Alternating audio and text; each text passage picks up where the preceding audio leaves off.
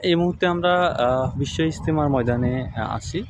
১ম পর্ব, ২য় এবং ৩য় পর্ব ইজতেমা শেষ হওয়ার পর আমরা দেখতে পাচ্ছি পুরো মাঠ কিন্তু যে বাস ছিল এবং সামিনা ছিল, এগুলো কিন্তু খোলা হয়েছে এবং এগুলো খুলে এরকম সুন্দর করে আলাদা আলাদা করে এগুলো হচ্ছে আবার এক জায়গায় রাখা হচ্ছে।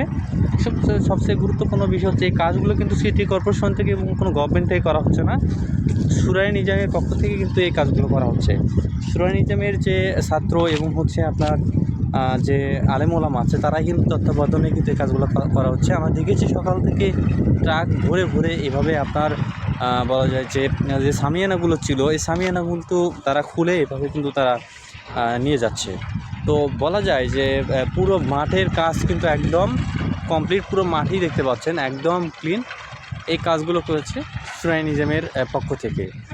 আমরা আরও কথা বলেছি যে সাত অনুসারী যারা ছিল তারা ১৮ তারিখে মাঠ বুঝে দেওয়ার পরে কিন্তু মাঠে আমরা দেখতেই পাচ্ছি পুরো মাঠেই কিন্তু এভাবে আপনার সামিয়ানা ছিল। সেই মাঠ থেকে আপনার খুলে শুরায়ে নিজামের যারা কর্মীরা আছেন তারা কিন্তু এগুলো আবার হচ্ছে ট্রাকে ভরে তাদের যে একটা জায়গা আছে সেই জায়গায় কিন্তু আবার রেখে দিচ্ছে। তো এই হচ্ছে মাঠের পরিবেশ দেখতেই পাচ্ছেন। এই মুহূর্তে আইনশৃঙ্খলা বাহিনী মাঠে নেই। তো যারা স্বেচ্ছাশ্রম এবং নিজের জায়গা থেকে কিন্তু পুরো মাঠ তারা বুঝিয়ে নিয়ে এবং হচ্ছে আবার সুন্দরভাবে সামিয়ানা এবং যে মাঠের যেই জিনিসপত্র ছিল সব কিন্তু আলাদা আলাদা জায়গায় রাখা হচ্ছে। এ হচ্ছে মাঠের পরিবেশ।